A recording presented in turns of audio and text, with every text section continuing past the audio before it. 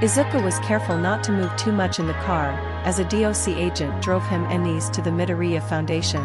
Nise was currently sitting next to Izuku, and by next to him that meant she was clutching his side. Considering he was still wearing his robe, Izuku needed to be very careful when he moves, otherwise one of the bony parts would poke her. "So, are you excited to see your new home?" Izuku asked her hopefully, trying to plant some positive thoughts in her head, and start a conversation. "Yes?" Nise said, sounding completely unsure. And the conversation ended right there. Izuku didn't know what he was expecting. It'd be hard to get a conversation from someone who barely knew anything and was still quite frightened. It's gonna take a while before she gets comfortable. Izuku sighed, as the car approached the facility. The car pulled up the gates, and Izuku pressed a button on his phone to open them. Quickly, the car pulled up to the house, stopping in front of it. "Are you ready?" Izuku said, looking down at Nise.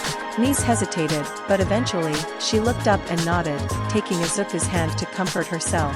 Izuku opened the door, and the two exited the car, closing the door behind them as the car drove off. "Welcome home, Nise." XXXXXXXXXXXXX.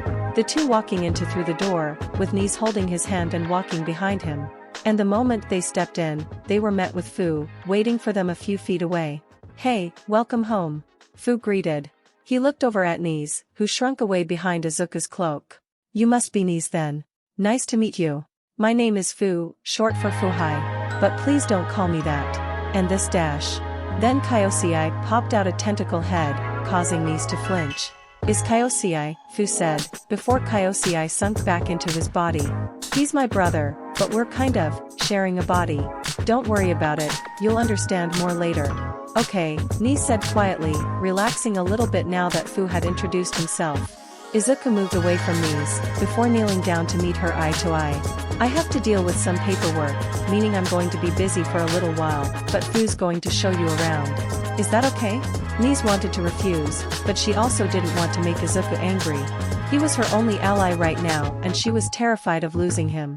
She looked at Fu and there was something about him that seemed familiar. Like she'd seen him somewhere before. She just needed to try and remember a bit. "You don't have to go back to them." "Ack!"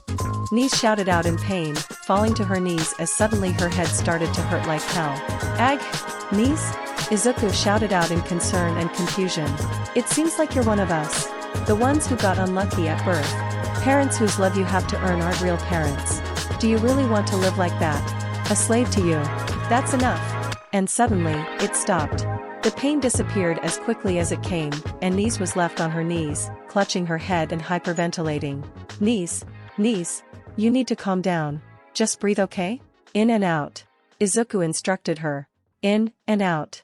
Fu had also ran in, and massaged circles into her back, to try and help her calm down. After a couple minutes, Nise managed to get her breathing back under control.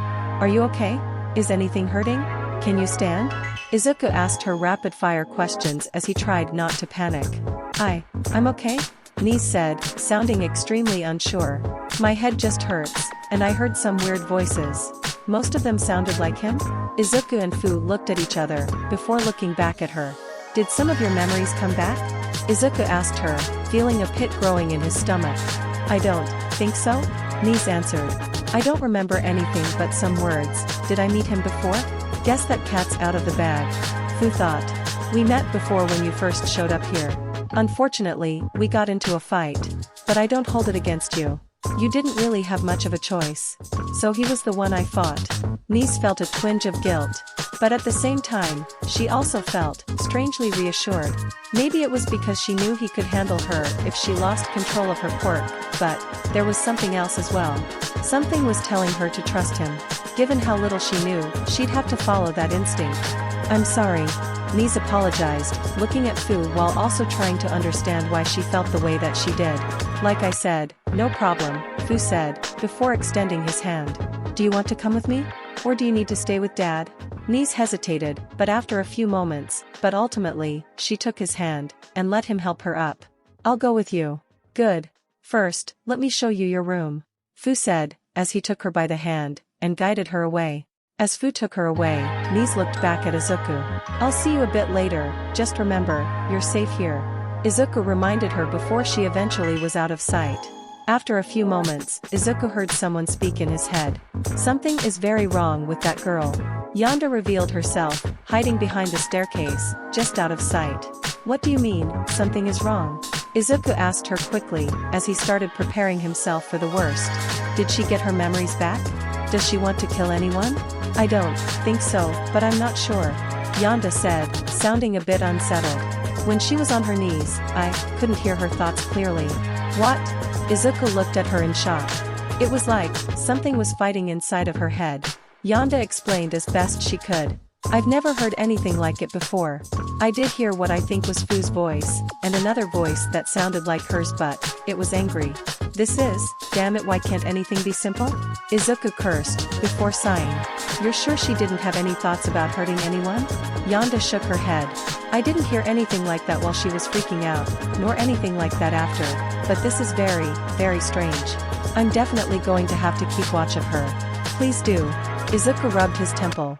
I feel terrible for having to rely on you like this. Am I really going to need to give you an allowance for spying on people?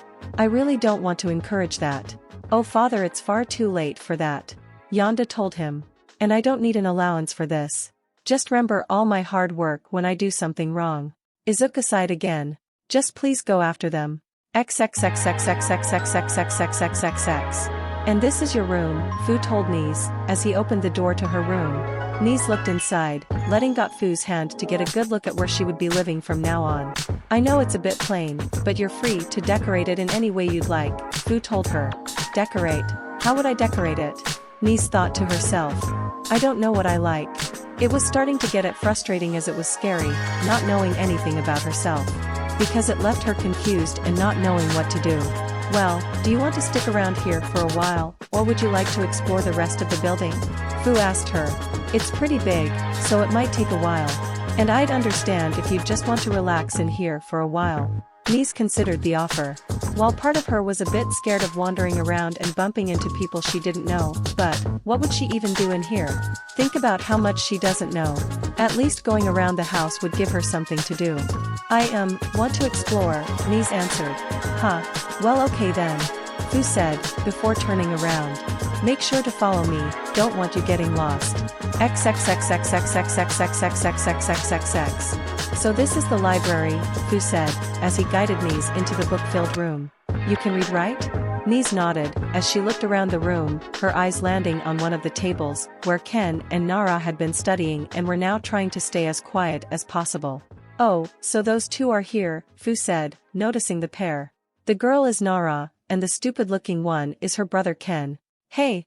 Ken shouted out in annoyance, turning to glare at Fu.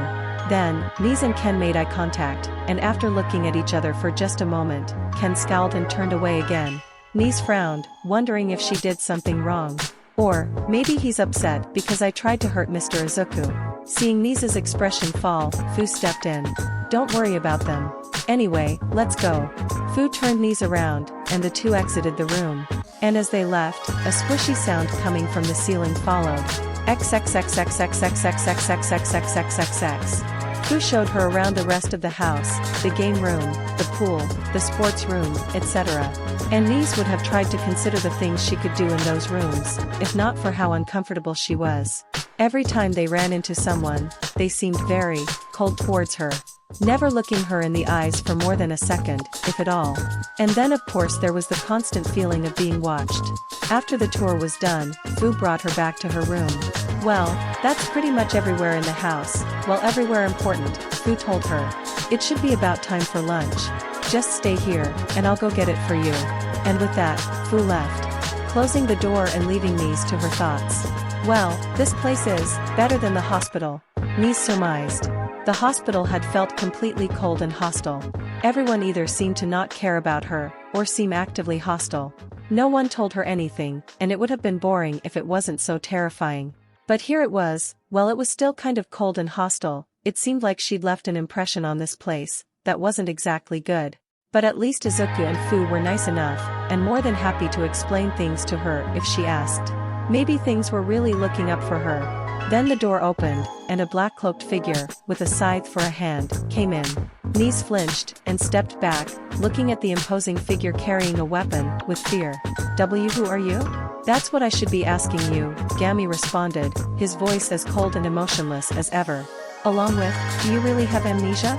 Are you a MLA spy? Are you trying to kill Izuku? W what? No.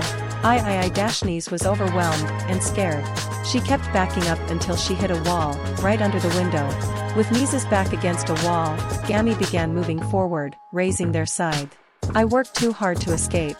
I won't let them take me back. If you really have amnesia, then prove it. Then, Gammy charged forward, and everything went black.